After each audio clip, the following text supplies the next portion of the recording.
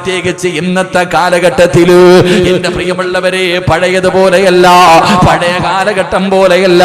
ഇന്നത്തെ കാലഘട്ടം നിന്ന് പെൺമക്കളെ പടിതിരിപ്പിക്കാൻ, പെൺമക്കളെ പിടപ്പിക്കാൻ വേണ്ടി ഒരു സമൂഹം കച്ചകെട്ടി ഇറങ്ങിയിരിക്കുകയാ.